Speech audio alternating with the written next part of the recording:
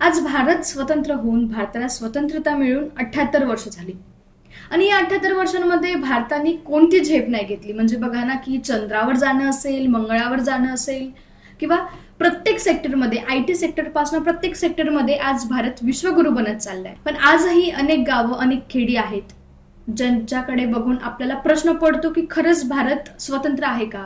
खरंच भारतातल्या लोकांना किंवा खरंच त्या गावाखेड्यातल्या लोकांना त्या सगळ्या सोयीसुविधा मिळत आहेत का? 1965 मध्ये भारताचे दुसरे पंतप्रधान लालबहादूर शास्त्रींनी जय जवान जय किसान हे नारं दिलं होतं. म्हणजेच काय की भारताचं पिलर हे आजही जवान आणि किसान यांच्यावर अवलंबून आहे. आज आपल्यासोबत भारत मातेचे पुत्र आपल्यासोबत आहेत. एक आहेत शेतकरी आणि एक आहेत वीरपुत्र म्हणजेच सोल्जर. तर आज आपल्यासोबत ते जुळलेले आहेत. तर आपण त्यांच्यासोबत गप्पा मारूयात आणि त्यांच्यासोबत डिस्कशन करूयात. कृष्णा, सगळ्यात पहिले तुम्ही थोडा ऑडियन्सला तुमच्याबद्दल सांगा. नमस्कार, मी शिपाई चव्हाण कृष्णा. मी सध्या जम्मू काश्मीरमध्ये 1 वर्षापासून कार्यरत आहे. यासोबतच आपल्यासोबत शेतकरी पुत्र, म्हणजे जर ऋतिक बद्दल सांगायचं झालं तर ऋतिक शेतकरी पुत्र तर आहे, पण पॅरलली तो डिजिटल वर्ल्ड मध्ये पण आज त्याचं प्रोफेशन आहे. तर डिजिटल आणि शेतकरी या कॉम्बिनेशन बद्दल आपण त्याच्याकडून जाणून घेऊ. तुझं इंट्रोडक्शन. नमस्कार, मी ऋतिक चव्हाण. मी असं म्हणजे माझा जन्म शेतकरी कुटुंबात झालेला आहे. माझाच भाऊ आहे, आमच्या गावातलाच आहे. आम्ही दोघांनी सोबत भरती केली. हा भरतीत सक्सेस झाला, मी नाही झालो. मी फील्ड चेंज केली. आजचे जे मुलं आहेत किंवा शेतकरी आहेत त्यांचा दृष्टिकोन बदलला आहे शेती करण्याचा. शेती म्हणजे त्यांना हे वाटतं की हे काहीच काम नाही, एक बिगारी काम सारखं शेती वाटते. मी जेव्हा माझ्या गावात जातो तर मला लोक बोलतात की मी आज गव्हर्नमेंट जॉबला नाहीये, तर लोक बोलतात तू सक्सेस नाही, तुझं काही खरं होत नाही, तुझ्याकडून काही होत नाही, तुझ्याकडून काही झालं नाही म्हणून तू शेतीत आला. गावाकडच्या लोकांचा दृष्टिकोन असा झालाय की तुम्ही जर गव्हर्नमेंट जॉबला लागले तर तुम्ही सक्सेस. गावातला मुलगा काय करतोय, मी माझाच प्रश्न घेतो. मी 10वी पास झालो, का पास झालो? मला जायचं होतं शहरात. मला त्यावेळेस काय वाटत होतं की शेती पण काही कामाची, शेवटी शेतीच करायची, तर शिकलो का? पण मग शिक्षण करून जर शेती करायची सगळ्यात बेस्ट, कारण माहिती होतं. आणि जे तुम्ही फर्टिलायझर वगैरे युज करता त्याचं साईड इफेक्ट, त्याचा फायदा वगैरे कळलं पाहिजे. की बाबा दुकानदाराकडे जातोय आपण आणि सांगतोय माझ्या शेतात या पिकला असं झालंय, तो त्याच्या रेफरन्सनी देणार. आपल्याला त्या फर्टिलायझरचं काहीच माहित नाही, नॉलेज नाही, त्याचे साईड इफेक्ट पण माहित नाही. आजचं युवा काय करतंय, शेती नाहीच करायची, व्यसन. गावातली मुलं तिथनं निघतात. आज हेअर कट करण्यासाठी माझ्या गावातनं मुलं संभाजीनगरला येतात 50 किलोमीटर हेअर कट करण्यासाठी. कारण शहरातच चांगलं भेटतंय, गावाकडे काही भेटणार नाही. गावाकडे पण सलून आहे, पण नाही, तिथं नाही करायचं, तिथं चांगला कट बसत नाही. आम्ही शहरात गेलो की बेस्ट कट. दृष्टिकोन बदललाय. गावात जी गोष्ट 50 रुपयामध्ये भेटते ती इथे येऊन यांना 200 रुपये द्यायचे, प्लस गाडीचा खर्च पण वाढवायचा. घरच्यांना वाटते की आमचा मुलगा जॉब करतोय. शेती करणं त्यांना गिल्ट वाटते, आमचा मुलगा शेती करतोय हे त्यांच्यासाठी गिल्ट फील होतंय. पण आमचा मुलगा ती जॉब 15,000ची जॉब करतोय ते त्यांना प्राऊड वाटते. शेतीत राहून जर 1 लाख रुपये बी कमवतोय तर त्यांना ते गिल्ट आहे, कारण ते त्यांना दिसत नाही. त्यांना वाटतंय वर्षभर काम करतोय. याच्यातलाच एक वर्सेटाईल पार्ट म्हणजे की आपलं सहसा समजा तिघांची जरी गोष्ट केली तर आपलं सहसा डिजिटल वर्ल्ड मध्ये ज्या काही गोष्टी सेकंदाला बदलत आहेत. म्हणजे लहान पोरांपासून मी बघते की ते स्क्रोल करतात. अरे काय फालतूपण आहे, तुम्ही प्रत्येक सेकंदाला स्क्रोल करता, हे आवडलं नाही दुसरं तयार आहे. कट टू द दुसरा पार्ट जो तुझा आहे. म्हणजे बघ ना की 2 मिनिट आमच्याकडे फोन नसला की आम्हाला असं वाटायला लागतं की काहीतरी शरीरातला पार्ट कुठेतरी सोडल्यासारखा. आणि कट टू द तुझ्या पार्टवर जेव्हा आपण येतो की जगापासून टोटली वेगळंच राहावं लागते. आणि कारण आम्हाला अशा ठिकाणी ड्युटी करावं लागते काही काही वेळेस की तिथं ना नेटवर्क असते, ना तिथलची माणसं असतात, कोणी नसते, एकदम सुनसान इलाका असतोय. आणि जर कोणी जर दिसलं की तिथं, म्हणजे माणसांना तसं यायची तिथं परवानगी नसते. जर कोणी दिसलं तर मग डायरेक्ट उडवायचं, म्हणजे शॉर्ट करायचं.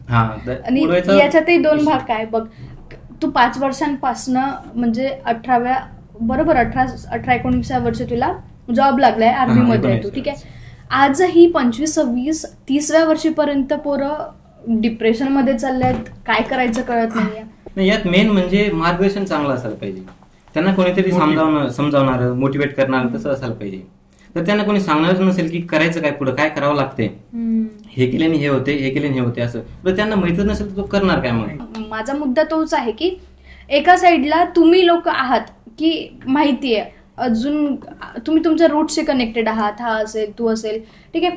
पॅरलली आज मेजॉरिटीली अशी यंगस्टर्स आहेत की जे फ्रस्ट्रेट होतात, एन्झायटीमध्ये सुसाईड करत चालले आहेत. का कळत नाहीये, का एका कॉलेजमध्ये नंबर लागला नाही. अरे आपण जेव्हा याच्या पार्टबद्दल विचार करतो की जो पूर्ण जगाने डिस्कनेक्टेड आहे, फोन काय, इंटरनेट काय, इंस्टाग्राम काय, मग रील्स काय, ह्या सगळ्या गोष्टींनी दूर सोल्जर्स ज्यांना माहिती नाही आज आहेत उद्या नाही, जे सकाळ 18 तास कंटिन्यू जॉब करतायत. तर माझं म्हणणं हे आहे की जेव्हा तुम्ही दुसऱ्या साईडला आहात तेव्हा तुमची मानसिकता काय आहे. म्हणजे तुम्ही दोघंही असे एक वेगळं उदाहरण आहेत आजच्या. म्हणजे तू 19व्या वर्षी आर्मीमध्ये जॉईन झालं, तू जेव्हा आर्मीमध्ये ट्राय केलं तू पण नाही झाल्यानंतर तू शेती पण करतोय आणि त्यानुसार त्या शेतीमध्ये IT सेक्टरमध्ये सुद्धा काम करतोय.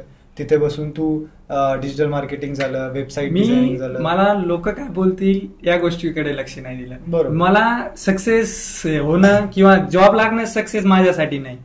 मला काम करायला आवडतंय त्या फील्डमध्ये म्हणून मी करतोय. मी सक्सेसच होईल म्हणून नाही करत. आता भरतीचे किस्से तुमचे चांगले आहेत. म्हणजे मला भरती करत असताना दोघांनी सोबत सुरुवात आम्ही सेम केली. आमचे रस्ते वळले 2019-20 ला. अच्छा. तो भरती म्हणजे झाला. ठरवलं कधी की तुम्हाला आर्मीमध्ये जायचं दोघांना? ते असं मी याचं बघून केलं होतं. तसं ठरवल्याप्रमाणे काहीच झालं नाही तसं. आमचं स्वप्न वेगळंच होतं. आणि 10वी झाल्यानंतर आम्हाला शहरामध्ये इकडे टाकलं गेलं. म्हणजे आमचं मन नसताना बी आम्हाला म्हणजे ते दुसरं काही सायन्स क्लास वगैरे लावून दिलं. तसं आमचे स्वप्न तशी वेगळी. आम्हाला कोणी सांगणारच नव्हतं की फ्युचरमध्ये तुम्ही असं करा, असं केल्याने हे होईल. आम्हाला सांगणार कोण नव्हतं. आमचे जे सिनियर्स होते ते काय करत होते कॉम्पिटेटिव्ह एक्झाम. तर आम्हाला वाटलं की आपल्या गावातले जे सिनियर करतायत ते करा, कारण आम्हाला सांगणारा किंवा मोटिवेट करणारा कोणी नव्हतं. जेव्हा तुम्ही आर्मीसाठी ट्रेनिंग करत होते तर ते किस्से काय आहेत? त्याचं जेव्हा शहरामध्ये आलो ना तेव्हा एकमेकाचं असं बघून मग आम्ही पण तिकडे वळायला लागलो थोडं. आम्हाला पण ते बघून मग त्याबद्दल आज म्हणजे आकर्षण वाटायला लागलं आम्हाला पण. तर मग आता तुम्ही भरती 2 प्रकारच्या असतात मी जेवढं आठवत म्हणजे कळत मला. एक तर पोलीस भरती आणि एक सैनिक भरती आर्मीमध्ये. तर मग सैनिकामध्ये जायचं असं काय म्हणजे कसं ठरलं? सोशल मीडियामुळे. सोशल मीडियामुळे सगळे आर्मी भरतीची प्रोसेस नक्की काय राहते? भरतीचा प्रवास काय राहतो? म्हणजे तसं तर अगोदर फिजिकलची पूर्ण म्हणजे फिजिकल एक्झाम, रिटन एक्झाम दोन्ही तयारी करावी लागते. पण जास्त महत्वाचं म्हणजे फिजिकल असते. फिजिकल इतकं इम्पॉर्टंट असते की त्यात म्हणजे मुलं खूप येतात आणि 300-350 मुलं एका टायमाला सोडले जातात. त्यानुसार आपल्याला तशी तयारी करावी लागते. 350 मुलांमधून कमीत कमी 15 ते 20 मुलं घेतात फक्त जास्तीत जास्त एका टायमाला. तर आपल्याला 15 ते 20 जणांमध्ये यायचंय की त्या प्रकारे आपल्याला तशी प्रॅक्टिस करावं लागते. तुमचे काय किस्से? आमचं तर तसं आमचा ग्रुप होते 9-10 मुलांचा. आम्ही सगळे सोबत अकॅडमी काय नाही, आम्ही स्वतः सेल्फ प्रॅक्टिस करायचो. असं जेव्हा अकॅडमीतले 2-3 मुलं सक्सेस झाले, त्यांचं झालं आर्मीमध्ये सिलेक्शन झालं होतं, त्यावेळेस आम्हाला पण वाटलं भेटलं की त्यांना बोलवलं क्लासमध्ये, त्यांचं स्पेशल सेलिब्रेशन केलं, त्यांना सांगण्यात आलं की आम्ही तुमच्या गावात येऊन तुमच्यासाठी हे प्रोग्राम ठेवू. मग त्यांच्या आई वडिलांसाठी प्राऊड फील होणार. मग आमचं बी हे आपण बी जर झालो आपलं क्लासमध्ये पण सेलिब्रेशन होईल आणि आपल्या गावात जाऊन आपल्या आई वडिलांना स्टेजवर बोलवतील. या मोटिव्हने आम्ही मग त्या क्षेत्रात घुसलो. आमचा ग्रुप होता 8-9 जणांचा. त्याच्यातून 2-3 जण पोलीस आहे, 2-3 जण आर्मीत आहे. आम्ही 2-3 जण आहे जे मागे सरकलो म्हणजे फील्ड चेंज केली. आपण कळून गेलं की नाही बाबा नाही होत, उगा वेळ घालून मत अर्थ नाही. मग आम्ही फर्स्ट भरती दिली आम्ही जळगावची सगळ्यांनी. तो जरा एक्सपिरियन्स आमच्यासाठी खूपच जड गेला. पहिली भरती होती आणि ग्राउंड कोणाचाच निघला नाही, एकाच निघला. तर ते फर्स्ट टाइम आम्ही गेलो भरतीला, नंबर वगैरे लावला. थंडी होती, शॉर्ट्स वगैरे वरच, कारण मध्ये अलाउड नसतं ते हाईट वगैरे लावतात ना, तर शॉर्ट्स शूज हातात पाहिजे, फक्त शॉर्ट्स आणि टी शर्टवर. तर मग नंबर लावला आम्ही, सगळ्यात आधी नंबर वगैरे लावलाय. एक पेपर असतं त्याच्यात भरावं लागते डिटेल्स वगैरे. त्याच्यानंतर आम्हाला बसवलं. आम्हाला वाटलं की इथं बसवतील आणि डायरेक्ट ग्राउंडला सोडतील. फुल एनर्जी होती, तयारी होती की आपण या टायमापर्यंत ग्राउंड देणार. ग्राउंड पासून कमीत कमी 4 ते 5 किलोमीटर लांब बसवलं जाते. मग तिथून 100 मीटरवरती उठून नेणार, दुसरीकडे नेणार, तिथं बसवणार अर्धा तास, तिथून उठवणार, दुसरीकडे बसवणार अर्धा तास. म्हणजे ग्राउंड पर्यंत येईपर्यंत पूर्ण थकून जाते, एनर्जी राहत नाही जास्त. आम्हाला अचानक सांगितलं की सगळे बेंड पोझिशन मध्ये आहो. मला वाटलं की 2-2 डिप्स मारायला लावतील, तेवढी तर आपली कॅपॅसिटी, आपण 20-20 मारू शकतो. आमची तयारी होती. त्यांनी आम्हाला बेंड व्हायला लावलं. बेंड व्हायला लावलं तर फायबरचा पाईप होता, फायबरच्या पाईपनी मारलं त्यांनी. म्हणजे आम्हालाच नाही मारलं, 30-40 जणांची लाईन बनवली, सगळ्यांना मारलं. चला तुमची बारी झाली, पुढे बसा. का मारलं माहित नाही, विनाकारणच माहित नाही. मी तेच बोलतोय तुम्हाला की एनर्जी जेव्हापर्यंत तुमची डाऊन होत नाही तेव्हापर्यंत ते ग्राउंड पर्यंत नेत नाही. ग्राउंडवर टास्क काय असतो? रनिंग. हा, ग्राउंडवर आपल्याला सांगितलं जातं की कसं पळायचं, कुठून पळायचं आणि केव्हा पळायचं. ते बोलवतात, सगळ्यांना इकडे बसवतात जितक्या माणसांना ते पळवणार आहे. तर तसं 300-350 जणांचा ग्रुप असतो. त्यांना बसवतात, त्यांना सांगत राहतात की तुम्ही पुढं म्हणजे आर्मी बनल्यानंतर मग काय करता, म्हणजे त्यांच्याकडून विचार व्यक्त करून घेतात त्यांचे. असं बोलता बोलता अचानकच उभा राहायला सांगतात, मागं फिरवतात आणि मागूनच पळवतात. तसं त्यावेळेस सांगता नाही येत की कोण पुढे जाईल, कोण मागे. म्हणजे अलर्ट करतच नाही की तुम्ही आता पळणार आहे हे माहितच नाही तुम्हाला. स्टार्टिंग पासून तितकं अलर्ट असावं. स्टँडअप, चेंज पोझिशन, गो, बस. त्याच्यात पण 300-350 मुलं सोडतात. त्याच्यात काही मुलं खाली पडले, जो पडला तो दबला. मुलं बघत नाही की कोण खाली पडले, त्याच्यावर पाय देऊन पुढे जातात. तेव्हाच किस्सा आहे ना की कोणा चेंगराचेंगरीमध्ये नाही नाशिक टीएच्या भरती. हा झाला ARO. टीए भरती असती ओपन, त्याला एज लिमिट असते. पण मग त्याला मुलं किती येतील, त्याचं किती क्राऊड येईल हा माहित नव्हतं. आणि आमचा सेकंड एक्सपिरियन्स आहे नाशिक टीएच, सगळ्यात हार्ड. आम्हाला किती 70 कुठे नाशिक टी 77 व्हॅकन्सीज होती आणि मुलं आले होते 4.5 किंवा 5 lakhs. ठीक आहे, म्हणजे चांगलं आहे यार, युथ मध्ये क्रेज आहे ऍटलिस्ट की भरतीसाठी किंवा सैनिक बनण्यासाठी. पण मग त्यावेळेस एक्सपिरियन्स खूप त्या एक्सपिरियन्स मधून निघलो ना, त्यावेळेस वाटलं होतं की जिथं आम्ही बसलो होतो 4-5 जण, आम्ही ठरवलं होतं की इथून फक्त वाचून जायचं आपल्याला, ह्याच्यानंतर भरती करायचीच नाही. कारण चेंगराचांगरी झाली, 2-3 मुलं आमच्या समोर डेथ झाली. तिथे उभं राहायला पण जागा नव्हती. हे स्वतः गव्हर्नमेंटच्या सुविधा काहीच नव्हत्या. हे स्वतः तिथे याची डेथ झाली असती. लाठीचार्ज झाला होता आमच्यातून. एकाने याला सांगितलं टाईट उभा राहा, मारणार नाही ते. हा राहिला टाईट उभा, बघतो कसं मारतील. आम्ही मागं ओढलं, नाहीतर याचा ते रॉड इथं बसला असतं. तर दुसऱ्या दिवशी आम्ही बघितलं होतं रस्त्यावर, जिथं आम्ही नंबर लावला होता ना, तिथं बघितलं होतं marksheets, documents, shoes, shorts, T-shirts असे रस्त्यावर एकदम कचऱ्यावानी पडलेले, कोणाचे बॅग्स. एवढी चेंगराचांगरी झाली होती नाईटला. ज्या दिवशी महाराष्ट्राचा ग्राउंड होणार होता त्याच्या 3 दिवसानंतर ग्राउंड झालाय महाराष्ट्र. 3 ग्राउंड फिरवलेत आम्हाला.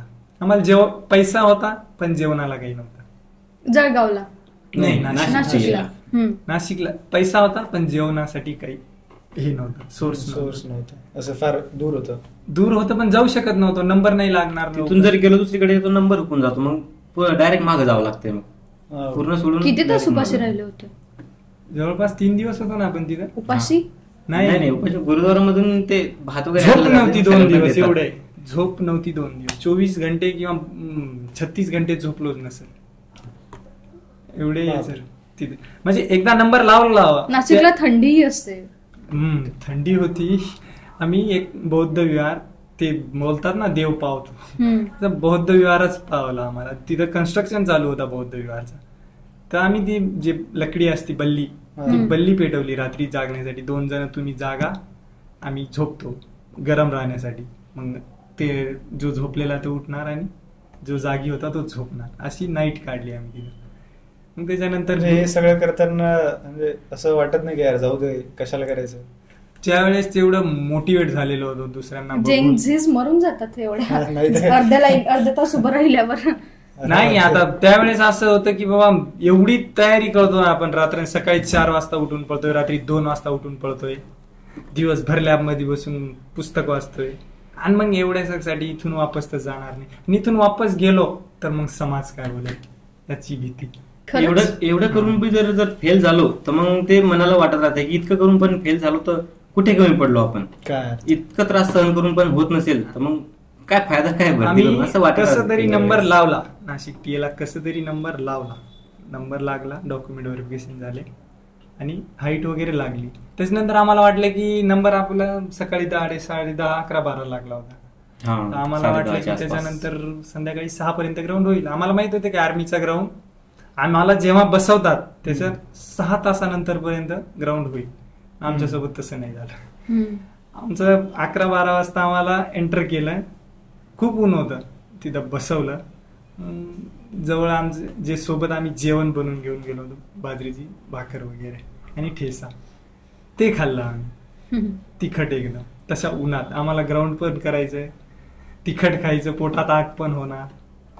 तर मग संध्याकाळी वाटलं आम्हाला 6 वाजता ग्राउंड होईल, नाही झालं.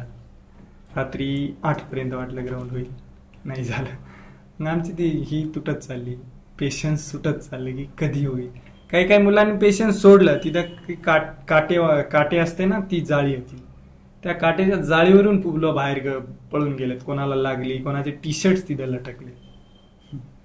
त्याच्यामध्ये मुलं ते बघून पण यांची एवढी तयारी होती. माझी तर तिथं थोडी होप ही झाली होती, बाबा एवढं हे करून जर भरती होतोय मग करणार का. इथे एवढे हाल होऊ राहिले. माझ्या समोर मुलांना ते काटे लागतायत, त्यांचे टी शर्ट तिथं लटकतायत. मी बघितले माझ्या समोर 4 जण मेलेत, डॉक्युमेंट्स रस्त्यावर पडलेले. आणि तरी पण मग सरकारी नोकरीसाठी मोटिव्ह काय, सरकारी नोकरी. त्याच्यानंतर आम्हाला समजा त्यांनी खिचडी संत्रे काहीतरी दिली होती. खिचडी वाटली होती, इव्हनिंगला खिचडी वाटली एवढी. तिथं केळी येत होती, बस केळी ते विकत होते, तेवढी केळीच भेटत होती. किती दिवस?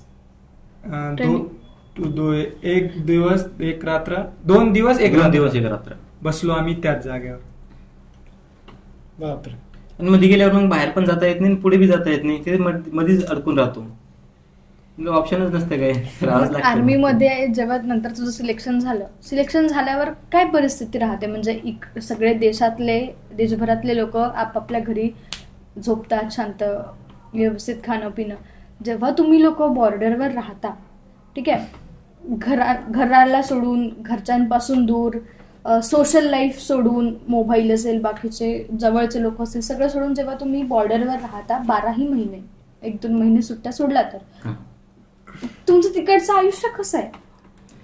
तसं तर सगळ्यांना वाटतंय की म्हणजे घरच्यांसोबत राहायला पाहिजे, आपण त्यांच्या सुखदुःखात काम यायला पाहिजे.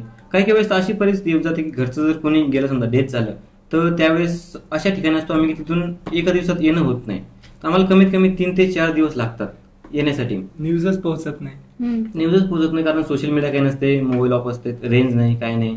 तिथे तर पूर्ण जंगली इलाका आहे, तिथून बाहेर येण्यासाठी 2 ते 3 दिवस लागतात त्या इलाक्यामधून बाहेर येण्यासाठी. तू बॉर्डरवर फ्रंटलाईनवर आहे सोल्जर म्हणून, तर ऍज अ सोल्जर काय काय टास्क तुम्हाला राहतात? म्हणजे थोडक्यात की तुझा तिकडचं आयुष्य, तिकडची दिनचर्या कशी असते? तिकडची तर तसं डेली रुटीन फिक्स नसते, कारण म्हणजे सिच्युएशनवरती डिपेंड असते त्या जागेवरची ड्युटी. तसं जर काही इंट वगैरे आली तर आम्हाला मध्येच काही जर आम्ही काम करत असतो ते पूर्ण सोडून आम्हाला 72 घंट्यासाठी 36 घंट्यासाठी बाहेर जावं लागते ऑपरेशनसाठी.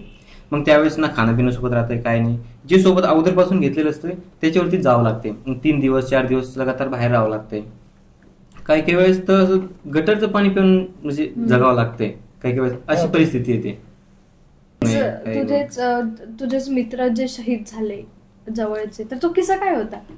आम्ही एक वेळेस चाललो होतो रात्री, आणि त्यांनी म्हणजे आम्हाला 1 महिन्यापर्यंत 1.5 महिन्यापर्यंत नोटीस केलं आम्हाला त्यांनी लपून, की हे केव्हा कुठे जातात, किंवा काय करतात, किंवा कोणती ऍक्टिव्हिटी करतात, कोणत्या वेळेला काय करतात, कोणत्या वेळेला वापस जातात, ते पूर्ण ऍक्टिव्हिटी आमची नोटीस करतात अगोदर स्टार्टिंगला.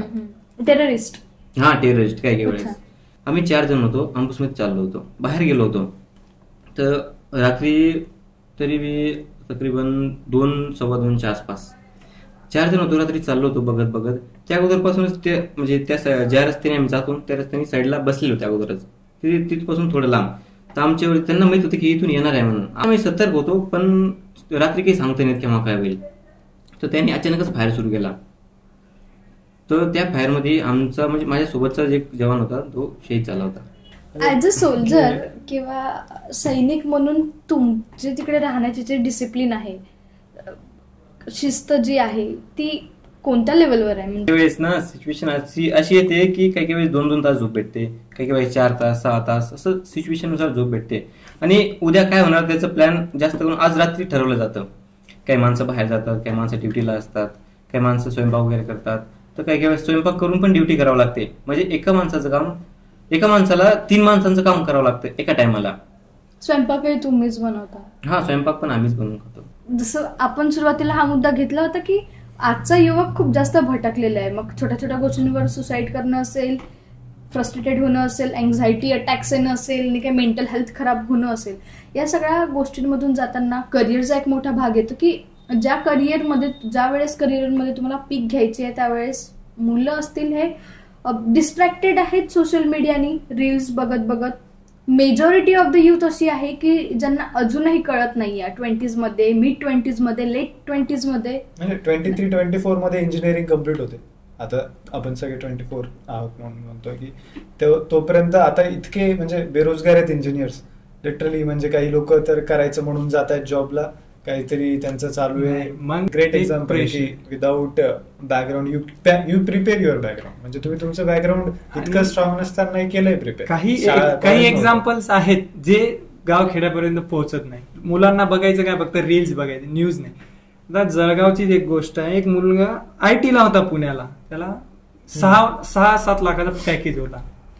तो वेल सेटल होता, ते फेल नव्हतं, सगळं होतं. पण तो शहराकडून गावाकडे मोडला. त्याने ती जॉब रिझाईन केली, आपल्या स्वतःच्या गावात आला, शेती होती, त्याने त्याचा व्यवसाय चालू केला दुधाचा. आज तो सक्सेसफुल आहे. तो बोलतोय की मी तिथं 50 कमवत होतो, इथे 40 पण कमवून, पण मी खुश आहे, मी सॅटिस्फाईड आहे. मला असं वाटतं की तुम्हाला असं काय सांगावं वाटतं युथला, कारण की आजचा युथ असं वेगवेगळ्या बाणात जो गुरफटलेला आहे, मग तो सोशली असो किंवा तो नशेत असो किंवा मग तो मोबाईल आणि याच्या सोशल मीडियाच्या इन्फ्लुएन्समध्ये असो काय, किंवा मग त्याच्या डोक्यातल्या कन्फ्युजन असो. म्हणजे आता तुम्ही एका दिशेने पायाला लागलात, म्हणजे पहिले तर भरती असो, तू ते नाही झालं तर तू खचून नाही गेला, तू लगेच आपली माती पकडली आणि एक ऑप्शन एक म्हणजे तुला मुलांना एवढंच सांगणार राहील किंवा जे युथ आहे त्यांना एवढंच सांग की जे आपल्या जवळ आहे त्याची जाणीव ठेवा. जे स्वतःजवळ आहे ते कोणीच बघत नाही की माझ्याजवळ काय आहे, त्याच्याकडे काय आहे, मला तसं बनायचं. आजचं जनरेशन अशी मला कोणाला तरी फॉलो करून तसं बनायचं. आणि म्हणजे मुलाने कोणती जर फील्ड चूज केली तो त्याच्या पद्धतीने तो त्याच्या लेवलनुसार फील्ड चूज करतो. त्या फील्डला घरच्यांचा पूर्ण पाठिंबा असला पाहिजे त्याला. म्हणजे घरच्यांनी 100% त्याला सपोर्ट केलं पाहिजे की तू हा करतो तर आमचा तुला पूर्ण पाठिंबा आहे, तू कर म्हणून. असं काही काही वेळेस ना घरचे दुसऱ्यांचं ऐकून त्याला मागवतात, त्याला म्हणजे त्या फील्ड पासून असं दुसरीकडे वळवतात. घरच्यांना कोणी सजेस्ट करताय तर घरचे आपल्याला त्या सजेशननी जा बोलतायत. तर सगळ्यात शेवटी जय जवान जय किसान नारा देत असताना सगळ्यांना, सगळ्या प्रेक्षकांना, सगळ्या द रिपोर्टरच्या प्रेक्षकांना, सगळ्या किसन राजच्या प्रेक्षकांना स्वातंत्र्य दिनाच्या हार्दिक शुभेच्छा.